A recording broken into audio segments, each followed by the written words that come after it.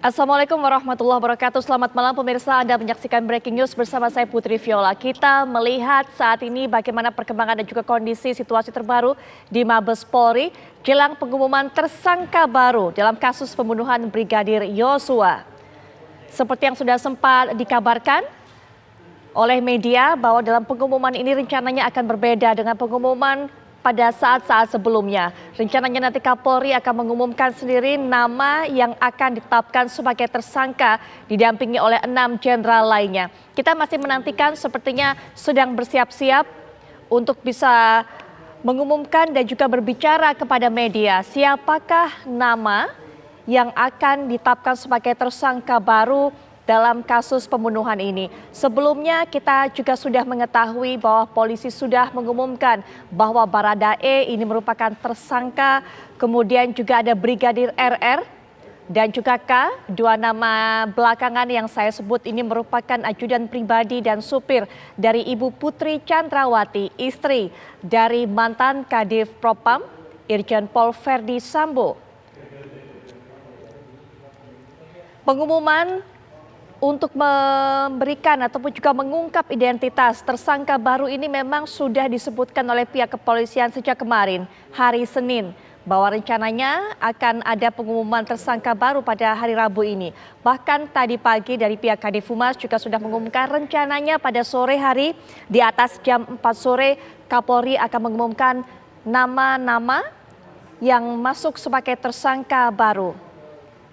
Kita masih menantikan dan apakah atau setidaknya ada berapa nama nanti yang disebutkan dan apakah nama yang disebutkan itu merupakan dalam kasus pembunuhan ini. Informasi lain mungkin yang saya juga bisa sampaikan bahwa tadi sejak siang tim khusus Polri melakukan penggeledahan di rumah pribadi mantan Kadif Propam Irjen Pol Verdi Sambo, dan memang rumah dari Verdi Sambo ini sudah dipasangi oleh garis polisi.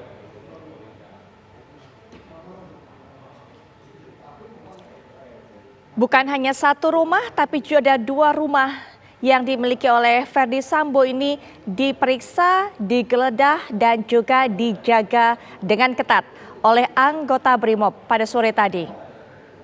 2 rumah ini adalah rumah yang terletak di Jalan Saguling dan Jalan Duren 3, Jakarta Selatan. Hingga saat ini tentunya personil Brimob masih tampak berjaga di sekitar lokasi. Bahkan ada juga mobil taktis Brimob yang disiagakan.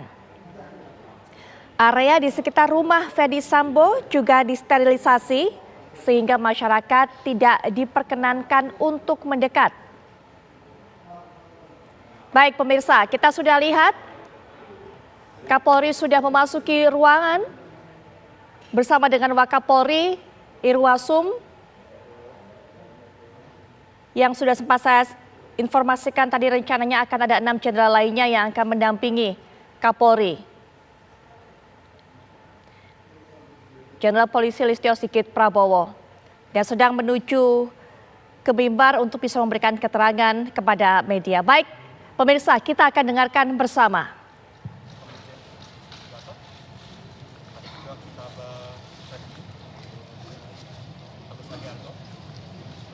Ada juga Irwasum. Depan Pak.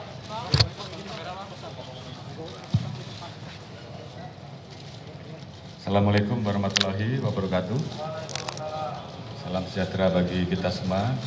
Salam, Om Swastiastu, Namo Buddhaya, Salam Kebajikan. Yang saya hormati Bapak Wakapolri, Bapak Irwasum, dan seluruh tim sus, rekan-rekan media. Baik, sore hari ini saya akan menyampaikan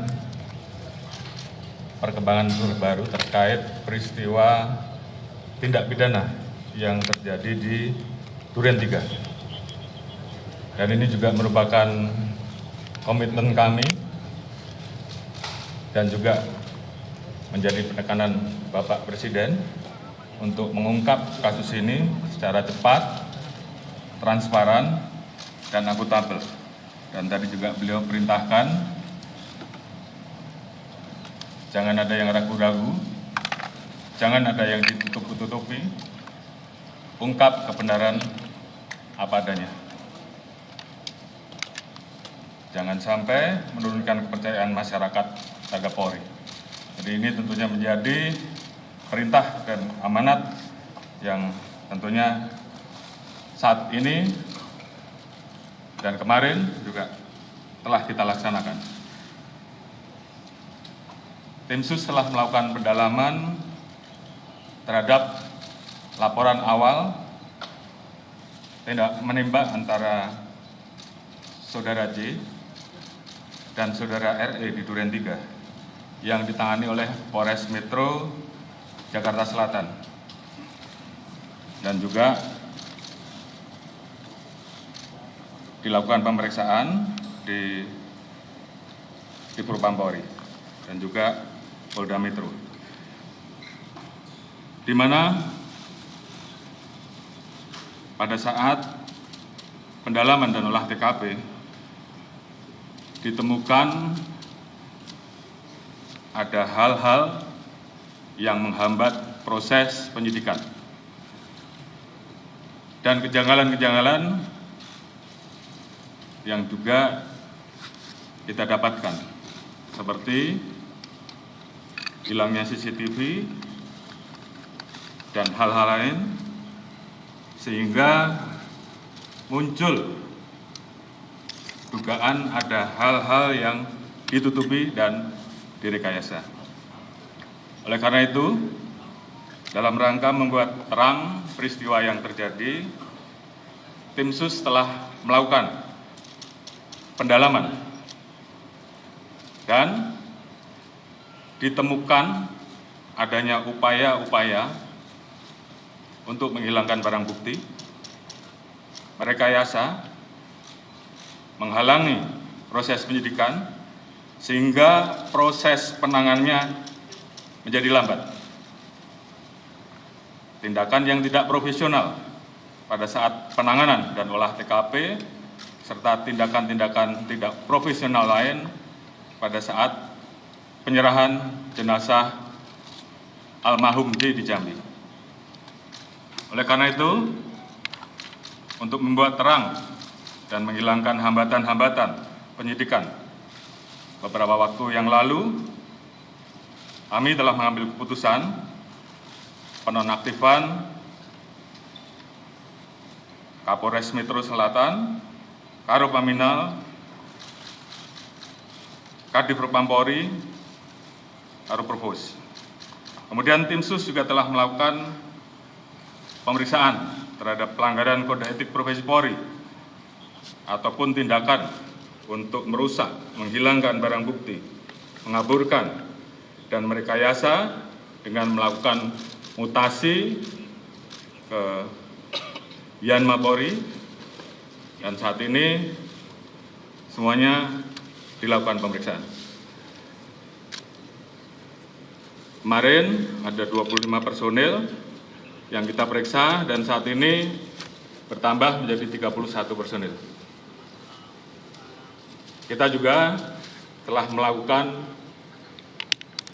penempatan khusus kepada 4 personil beberapa waktu yang lalu dan saat ini bertambah menjadi 11 personil Polri, terdiri dari 1 bintang 2, 2 bintang 1, 2 kombes, 3 AKBP, 2 kompol, dan 1 AKP.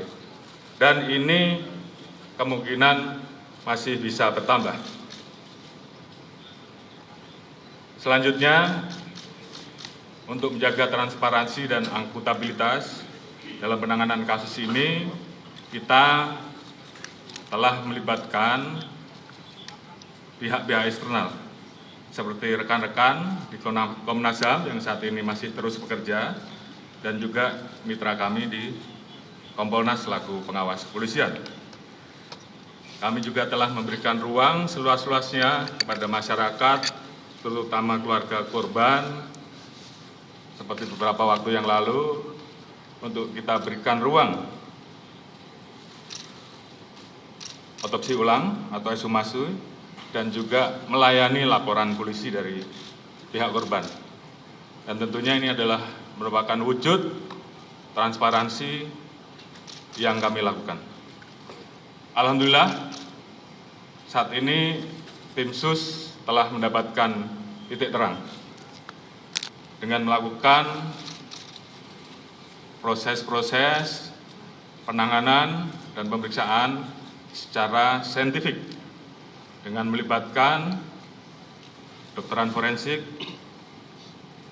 olah TKP, dengan melibatkan tim puslapor untuk menguji balistik, mengetahui perkenan alur dan tembakan, pendalaman terhadap CCTV dan handphone oleh puslapor, biometrik identification oleh Pusinafis serta tindakan lain yang tentunya bersifat ilmiah. Dan juga kami menemukan persesuaian dalam pemeriksaan yang telah kita lakukan terhadap saksi-saksi yang berada di TKP, termasuk saksi-saksi lain yang terkait, juga saudara RE, saudara RR, saudara KM, saudara AR, dan saudara P, dan saudara FS. Ditemukan perkembangan baru bahwa tidak ditemukan, saya ulangi, tidak ditemukan fakta peristiwa tembak-menembak seperti yang dilaporkan. Saya ulangi, tidak ditemukan fakta peristiwa tembak-menembak seperti yang dilaporkan awal.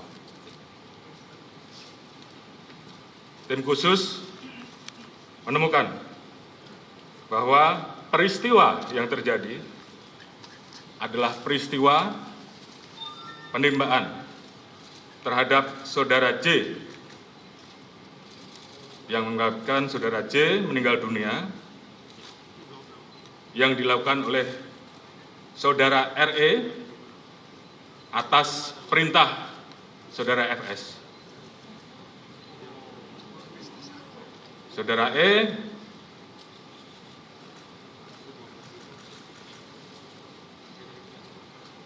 telah mengajukan GC, dan saat ini itu juga yang membuat peristiwa ini menjadi semakin terang. Kemudian untuk membuat seolah-olah telah terjadi tembak-menembak, saudara FS melakukan penembakan dengan senjata milik saudara J ke dinding berkali-kali untuk membuat kesan seolah telah terjadi tembak-menembak. Terkait apakah saudara FS menyuruh ataupun terlibat langsung dalam penembakan, saat ini tim terus melakukan pendalaman terhadap saksi-saksi dan pihak-pihak yang terkait. Kemarin kita telah tetapkan 3 orang tersangka, yaitu saudara RE, saudara RR, dan saudara KM. Tadi pagi dilaksanakan gelar perkara, dan tim SUS telah memutuskan untuk menetapkan saudara FS sebagai tersangka. Bisa ulangi, tim SUS telah menetapkan saudara FS sebagai tersangka. Terkait dengan pasal apa yang disangkakan dan proses penyidikannya nanti akan dijelaskan secara khusus oleh Pak Kabarisskrim selaku tim penyidik, dan juga beberapa hal yang memang akan dijelaskan oleh Pak Irwasum sebagai Ketua Tim SUS yang mengawali bagaimana proses ini menjadi terang benderang. Kemudian motif atau pemicu terjadinya peristiwa penembakan tersebut saat ini tentunya sedang dilakukan pemeriksaan dan pendalaman terhadap saksi-saksi, termasuk terhadap Ibu VC. Terkait dengan penanganan oleh tim Irsus, terkait dengan proses dugaan pelanggaran terhadap kode etik ataupun pelanggaran tindak pidana lain yang ditemukan selain peristiwa utama, nanti akan dijelaskan secara khusus oleh Pak Irwasum. Dan juga tentunya ada beberapa proses yang akan terus kami lakukan untuk melakukan audit. Mungkin selanjutnya saya serahkan kepada Pak Irwasum untuk mungkin bisa menyampaikan beberapa hal. Saya persilakan.